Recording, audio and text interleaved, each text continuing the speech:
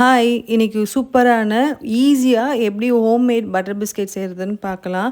இதுக்கு மெஷர்மென்ட் எல்லாமே நான் வந்து மென்ஷன் பண்ணியிருக்கேன். அதுபடி எடுத்துக்கோங்க. இந்த மெஷர்மென்ட்ல ஒரு 15 பட்டர் பிஸ்கெட் நம்மளுக்கு கிடைக்கும். இதுவே அதிகமா வேணும் அப்படின்னா, நீங்க இத டபுள் த குவான்டிட்டி ஆட் பண்ணிக்கலாம். ஃபர்ஸ்ட்டு வந்து பட்டர் எடுத்துக்கணும். பட்டர் வந்து ரூம் டெம்பரேச்சர்ல இருக்கும். ரொம்ப மெல்ட் ஆகி இருக்கக்கூடாது.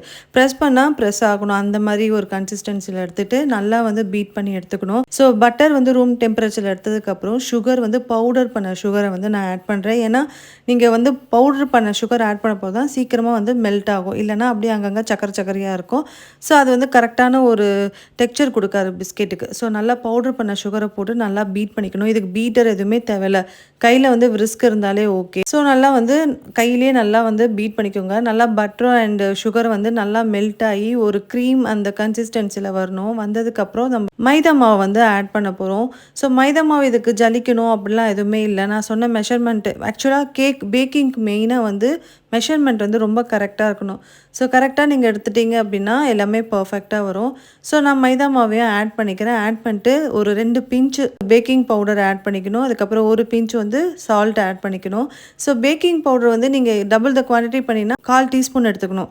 ஸோ இதுக்கு வந்து 2 பிஞ்ச் வந்து கரெக்டா இருக்கும். இல்ல மெஷர்மெண்ட்ல வேணும் அப்படின்னா 1/4 டீஸ்பூனுக்கும் அதில பாதி 1/4 டீஸ்பூன்ல பாதி எடுத்துக்கணும். ஸோ இந்த மாதிரி எடுத்துட்டு நல்லா மிக்ஸ் பண்ணதுக்கப்புறம் நம்மளுக்கு வந்து கையை வச்சு பிசைஞ்சா தான் நம்மளுக்கு நல்லா கரெக்டாக பதம் வரும்.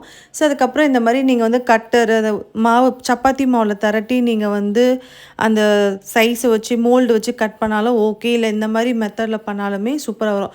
இந்த மாதிரி மெத்தடில் பண்ணப்போது உங்களுக்கு பர்ஃபெக்டாக ஒரு மாதிரி கடையில் வைக்கிற பட்டர் பிஸ்கெட் மாதிரியே ஷேப் வரும். ஸோ அவள் தான் நீங்கள் வந்து பேக் பண்ணி நான் வந்து ஒரு 10 மினிட்ஸ் எடுத்துட்டேன். ப்ரீ ஹீட் பண்ணி ஒரு 5 மினிட்ஸ் ப்ரீ ஹீட் பண்ணேன். அது 180 டிகிரிஸில் 10 மினிட்ஸ் வந்து பேக் பண்ணி எடுத்துகிட்டா சூப்பரான பட்டர் பிஸ்கெட் கிடைக்கும். ஃபஸ்ட்டு இனிஷியலாக கொஞ்சம் சாஃப்டாக இருக்க மாதிரி இருக்கும். அப்புறம் போக போக உங்களுக்கு வந்து நல்லா வந்து கிறிஸ்பியாக வந்து கிடச்சிரும். ஸோ பிஸ்கெட் வெந்துருச்சா அப்படின்னா இந்த அடிப்பகுதி வந்து நல்லா இந்த மாதிரி இந்த கலரில் வந்திருக்கணும், ப்ரௌன் கலரில்.